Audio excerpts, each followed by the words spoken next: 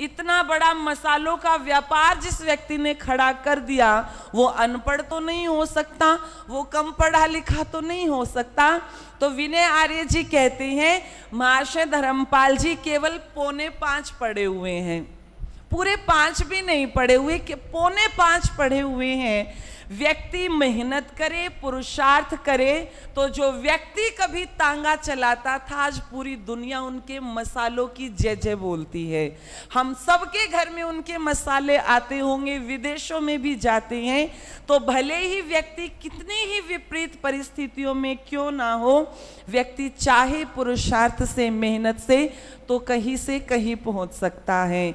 और यदि इस मनुष्य शरीर को पा करके भी कहते हैं, हमें अपने कर्मों के अनुसार, यदि हम गरीबी में पैदा हुए, मान लिया ये प्रभु की व्यवस्था है, ये परमात्मा की व्यवस्था है, लेकिन मनुष्य शरीर को पाकर के उसी गरीबी में, उसी अभाव में मर गए, तो फिर ये परमात्मा की व्यवस्था नहीं है, ये परमात्मा की गलती नहीं है, फिर गलती हमारी है, फिर गलती मनुष्य की है। क्योंकि परमात्मा ने मनुष्य को सारा सामर्थ्य दिया है, तो ये चाहे तो क्या नहीं कर सकता।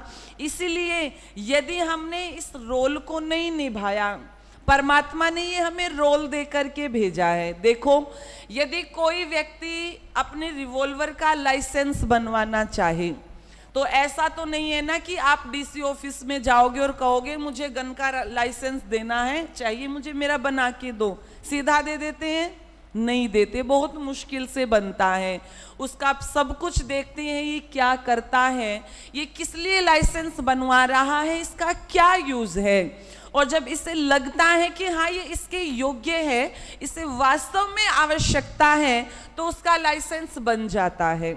उसका लाइसेंस बन गया और बाद में उसके मन में कोई गलत भावनाएं आ गई, उस लाइसेंस का प्रयोग, उस गन का प्रयोग वो लूटमार के लिए करे, वो लोगों को मारने के लिए करे, और कोई हिम्मत करके उसकी शिकायत कर दे, तो फिर से उसकी पूछताछ होगी और उसका पता लगेगा कि तो गलत दुरुपयोग कर रहा है, तो फिर उसके गन के लाइसेंस को रद्द कर दिया जाता है, रद्द कर दिया जाएगा। ऐसे ही मनुष्य का जीवन है। परमात्मा ने हमें ये मनुष्य का रोल दे करके भेजा है। यदि हमने इस रोल को अच्छे से निभाया, यदि हम अपने जीवन में शुभ कर्मों को करते हुए रहेंगे, क्योंकि वेद कहता है कुर्वन्य वे कर्माणि जिजी विशेषतम समा, हम 100 वर्षों तक जीने की इच्छा करें, लेकिन कैसे करें? हम शुभ कर्म करते हुए, हम अच्छे कर्म करते हुए 100 वर्षों तक जीने की इच्छा करें।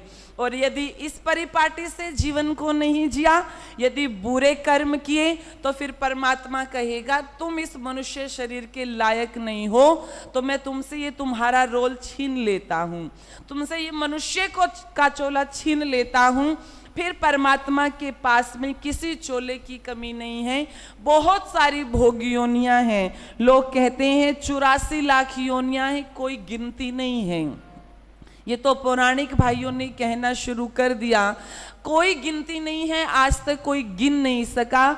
यदि हम एक धरती के थोड़े से हिस्से को भी उखाड़े, तो वहां से ना जाने कितने प्राणी निकल आएंगे, छोटे छोटे, जिनकी आयु भी शायद 1 मिनट की होती हो, 1 दिन की होती हो, तो हम गिन ही नहीं पाएंगे। तो उस परमपिता परमेश्वर की न्याय व्यवस्था के अनुसार हम अपने जीवन को जीते हुए चलें, हम ये विचार करते हुए चले, यदि अच्छे कर्म करेंगे तो भी उसका फल मिलेगा, और बुरे कर्म करेंगे तो भी उसका फल मिलेगा। यदि अच्छे कर्म करेंगे तो सुख रूप में मिलेगा, और बुरे कर्म करेंगे तो दुख रूप में मिलेगा। ये हमारे हाथ में है, हम सुखों को बुलाना चाहते हैं या दुखों को निमंत्रण देना चाहते हैं। जीवन में जो सुख और दुख आते हैं, उसमें परमपिता परमेश्वर का कोई हस्तक्षेप नहीं होता, वो केवल और केवल हमारे कर्मों का फल होता है। अच्छे कर्म किए तो सुख रूप होता है, और बुरे किए तो दुख रूप होता है।